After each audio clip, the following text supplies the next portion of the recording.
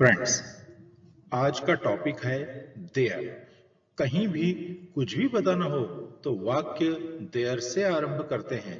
जैसे एग्जांपल, भारत में एक ताजमहल है। अगर यह वाक्य आपको बोलना हो तो इस वाक्य को हम देयर से स्टार्ट करेंगे। जैसे आपको भारत में बताना, जगह कौन सी हुई भारत, और क्या बताना है ताजमहल, तो ऐसा वाक्य देयर से स्टार्ट होगा।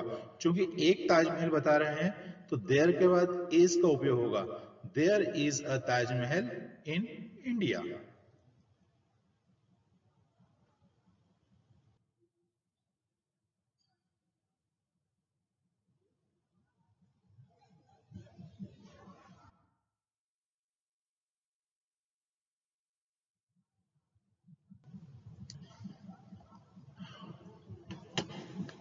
उज्जैन में एक नदी है, तो यह वाक्य भी देयर से स्टार्ट होगा।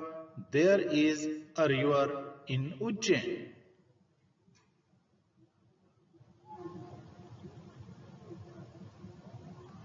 तो आपके सामने है there is a river in Ujjain. वाक्य हमने देयर से स्टार्ट किया है, एक है इसलिए इज का यूज किया है, और स्थान हमेशा आखिरी में लिखा जाता है। जैसे इन उज्जैन, इन इंदौर, इन इंडिया, और जो वस्तु आपको बतलाना हो वह इस के बाद हम स्टार्ट करेंगे।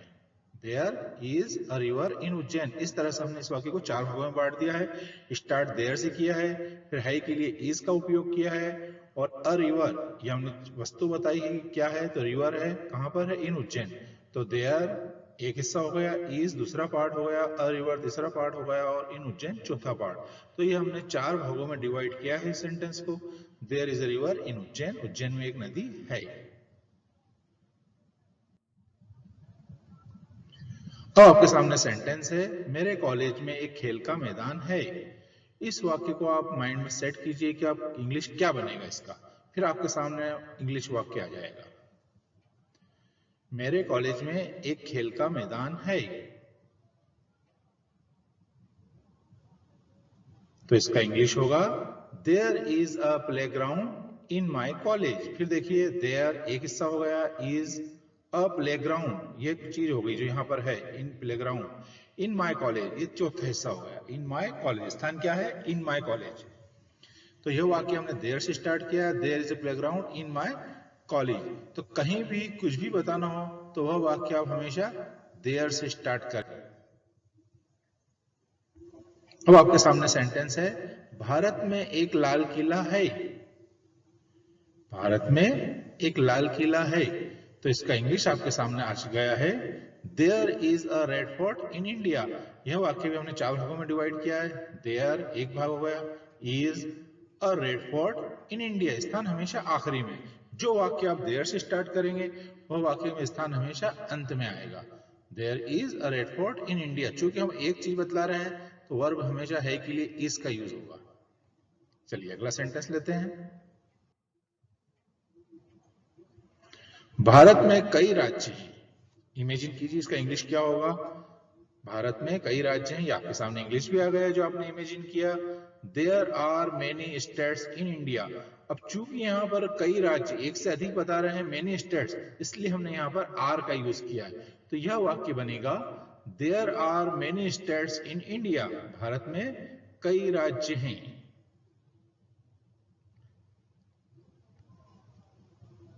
जैसे नीचे एक नोट है, एक एक के लिए इस का उपयोग करते हैं और दो या दो से अधिक के लिए आर का उपयोग किया जाता है। ध्यान रहेगा आपको। फिर से रिपीट करता हूं, एक के लिए इज और एक से अधिक के लिए आर। प्रेजेंट टेंस में हमेशा दो वर्ड का यूज होगा, एक के लिए इज और एक से अधिक के लिए आर। अब आपके सामने सेंटेंस है, उज्जैन में कई मंदिर हैं। इमेजिन कीजिए इसका इंग्लिश क्या होगा, फिर आपके सामने इंग्लिश आ जाएगा। तब तक आप अपने माइंड की मेंटल एक्सरसाइज कर सकते हैं। उज्जैन में कई मंदिर हैं, तो इंग्लिश क्या होगा, there are many temples in Ujjain.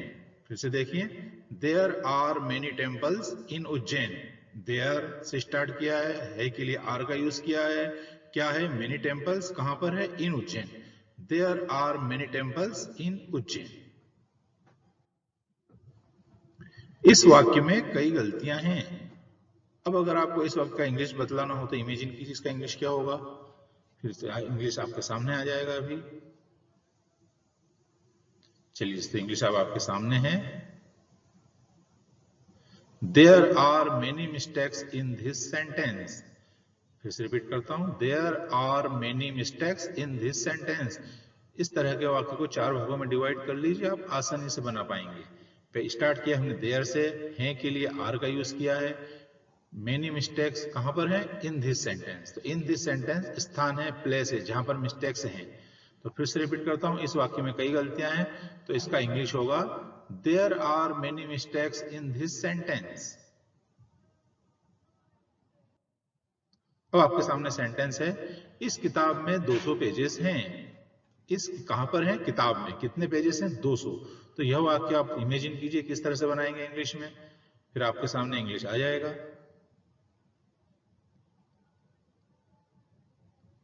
चलिए, इंग्लिश सेंटेंस अब आपके सामने है। There are 200 pages in this sentence. यही सेंटेंस आपने सोचा था, निश्चित रूप से यही सोचा होगा कि इसके अंदर मिस्टेक्स होने की संभावना ही नहीं है।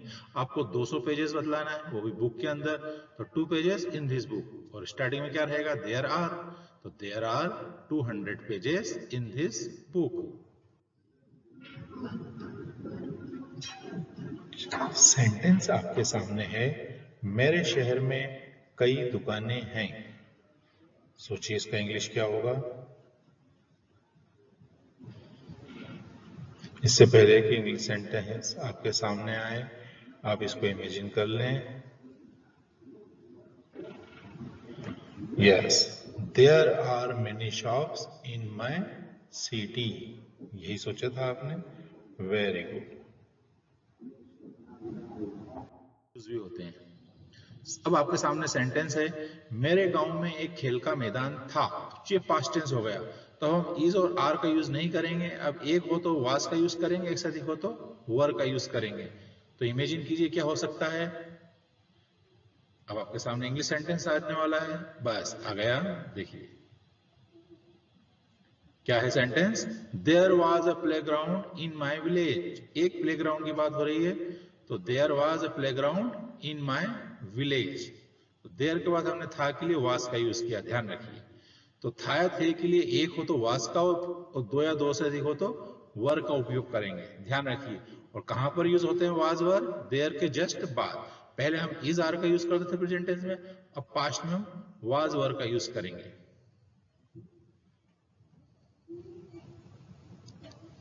चलिए आगे बढ़ते हैं। इस टीम में अच्छा अनुशासन है। कहां पर अनुशासन? टीम में। क्या है? अच्छा अनुशासन। तो वाक्य किस तरह से स्टार्ट होगा, इमेजिन कीजिए क्या हो सकता है। देर से स्टार्ट करें और बना ले अपने माइंड में सेंटेंस को। It is a kind of mental exercise. अब सेंटेंस आपके जस्ट आने ही वाला है आपके सामने, ये लीजिए, ये आ गया आपके सामने सेंटेंस है। क्या सोचा था आपने? यही सोचा था, there was good discipline in this team. There was good discipline in this team. तो स्थान क्या हो गया? In this team. क्या? Good discipline. तो there was good discipline in this team. This is the sentence.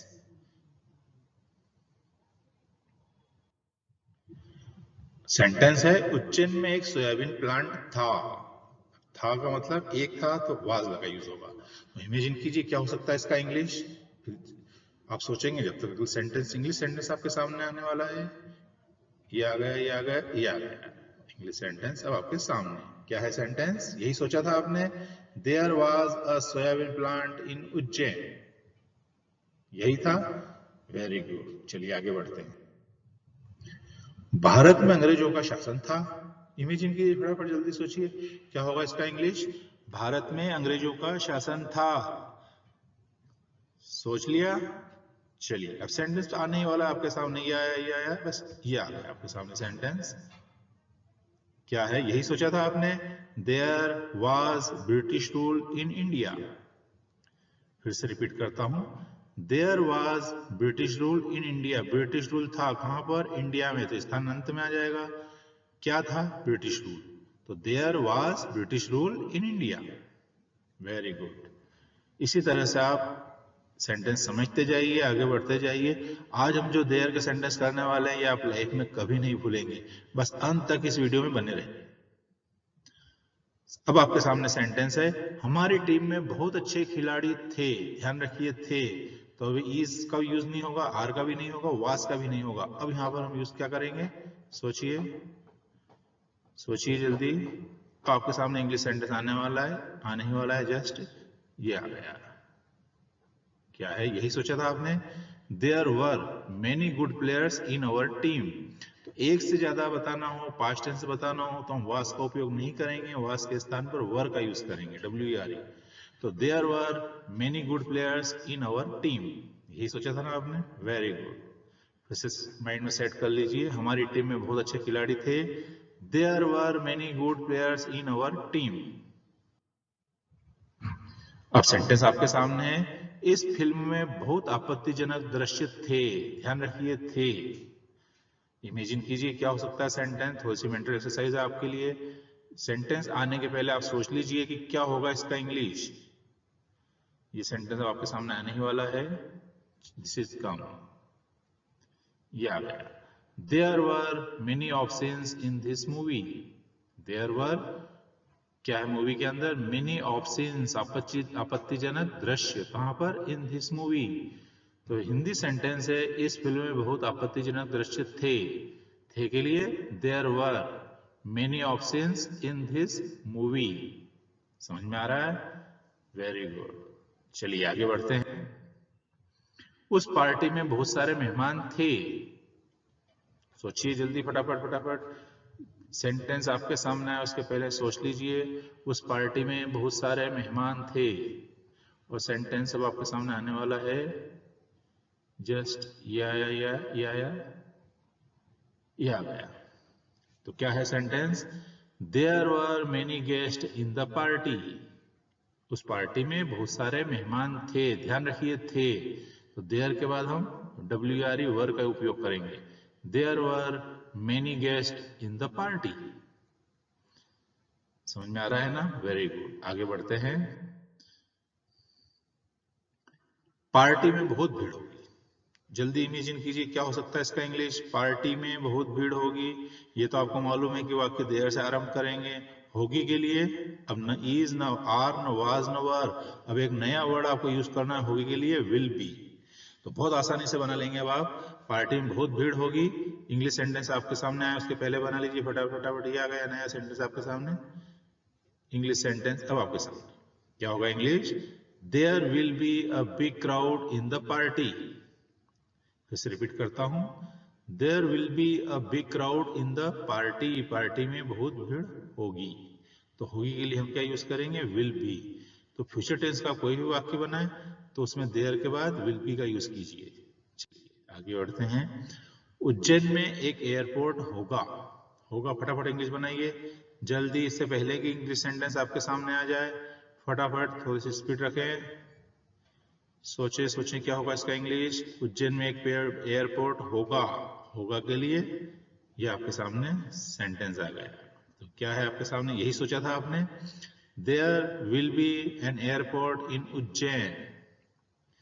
Ujjain में भी है नहीं, होगा, तो होगा के लिए क्या यूज करेंगे, विल बी। क्या होगा, एयरपोर्ट, कहां पर होगा, उज्जैन में। तो इस तरह से इंग्लिश बनेगा, there will be an airport in Ujjain. समझ में आ रहा है, वेरी गुड। अब से वीडियो के अंत में इसको सब्सक्राइब जरूर कर लें ताकि आगे की वीडियो आपको मिलते रहे। चलिए अब सेंटेंस आपके सामने है, इंदौर में अच्छी ठंड होगी। सोचिए फटाफट इसका इंग्लिश क्या होगा, उज्जैन में अच्छी ठंड होगी, फटाफट जल्दी करें, सोचिए क्या होगा इसका इंग्लिश, क्या होगा। चलिए ये सेंटेंस आपके सामने आया, बताइए यही था, यही सोचा था आपने, there will be much cold in Indore, Indore में बहुत ठंड होगी, there will be much cold in Indore. अच्छा एक बात ध्यान रखिए कि जब भी आपको स्थान को उपयोग करना हो तो हमेशा अंत में, जैसे Indore, Ujjain, India, school, college, ये सब स्थान है, इनको यूज हम देयर वाले वाक्य में हमेशा अंत में कर रहे हैं। तो आप स्पेशली इसको ध्यान रखिए, ठीक है। चलिए आगे बढ़ते हैं। अब आपको इंग्लिश से हिंदी सोचना है, तो सोचिए इस सेंटेंस का हिंदी क्या होगा। इंग्लिश आपके सामने है, there is a temple in this building, there is a temple in this building, इसका हिंदी क्या होगा? फटाफट इससे पहले कि हिंदी सेंटेंस आपके सामने आ जाए, फटाफट सोच लीजिए, सोच लीजिए, सोच लिया। चलिए, क्या आ गया इंग्लिश आपके हिंदी सेंटेंस आपके सामने क्या है? इस बिल्डिंग में एक मंदिर है। तो मंदिर कहां पर है? बिल्डिंग में। तो स्थान क्या हो गया? Building. Is there is a temple in this building, यही सोचा था आपने हिंदी में। Very good. चलिए आगे बढ़ते हैं। सेंटेंस इंग्लिश है आपके सामने। There is a river in Ujjain, Ujjain में एक नदी है। मैंने बोल दिया, यही सोचा था आपने, चूंकि हम स्टार्टिंग में इसको डिस्कस कर चुके हैं, तो ये तो आपको आता ही है। अब इंग्लिश आपके सामने आ रहा है, एक बार चेक कर लीजिए क्या है सेंटेंस। उज्जैन में एक नदी है। इंग्लिश है there is a river in Ujjain, और हिंदी होगा उज्जैन में एक नदी है। अब इंग्लिश सेंटेंस आपके सामने है। There are many criminals in this city, बताइए इसका हिंदी क्या होगा? There are many criminals in this city. आपको पता है ना क्रिमिनल्स क्या होता है? इसको इंग्लिश याद रखिए। अब हिंदी इसका आपका सामने आने वाला है। इमेजिन कीजिए, बताइए, यही सेंटेंस था। इस शहर में बहुत अपराधी हैं। There are many criminals in this city, इस शहर में बहुत अपराधी हैं। चलिए अगला सेंटेंस लेते हैं। इंग्लिश सेंटेंस है there are many workers in this factory. फिर से रिपीट करता हूं, there are many workers in this factory. बताइए फटाफट हिंदी क्या होगा? इमेजिन कीजिए। It is a kind of mental exercise. चलिए अब हिंदी आपके सामने है, सो बताइए, यही था, यही इंग्लिश था, यही हिंदी। इस कारखाना में बहुत सारे कर्मचारी हैं। There are many workers in this city. अगर ये सेंटेंस इस तरह कभी आपके सामने आए तो क्या आप इसका हिंदी बना लेंगे? इस कारखाने में बहुत सारे कर्मचारी हैं। Very good. आगे बढ़ते हैं। There is much violence in the movie. फिर से रिपीट करता हूं, there is much violence in the movie. बताइए इसका हिंदी क्या होगा? क्या समझा आपने? क्या निकाला?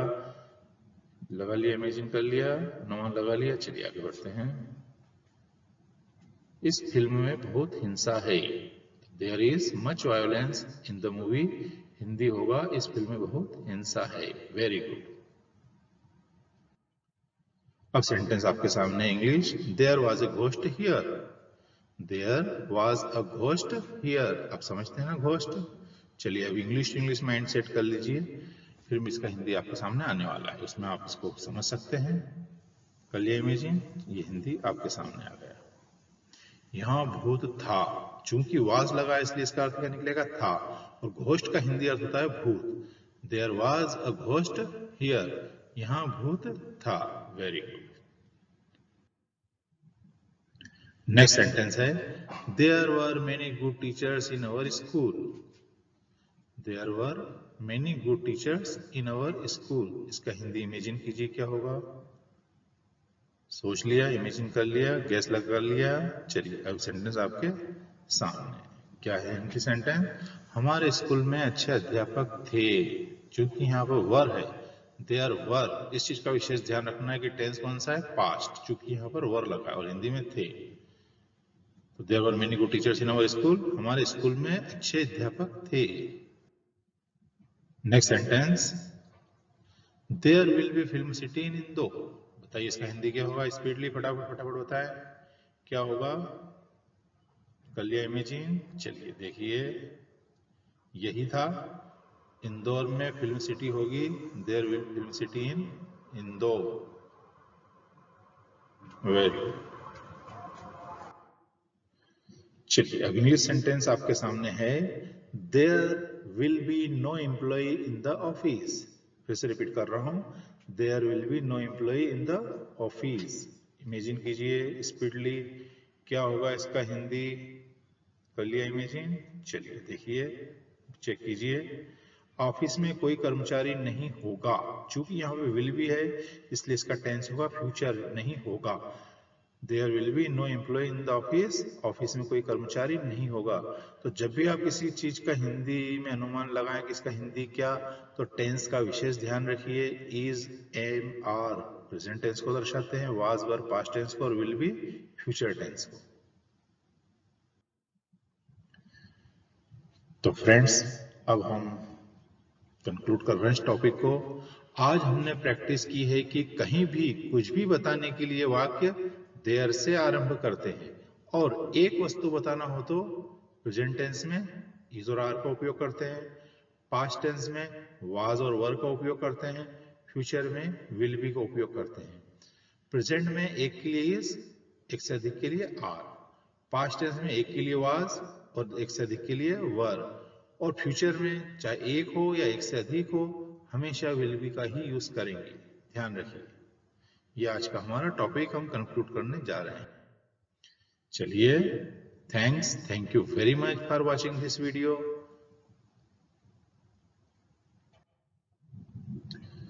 फ्रेंड्स, वीडियो अच्छा लगा हो तो लाइक करें, शेयर करें और सब्सक्राइब भी जरूर कर लें, ताकि और भी वीडियोस आप तक आसानी से उपलब्ध होते रहें, पहुंचते रहें। Thank you very much.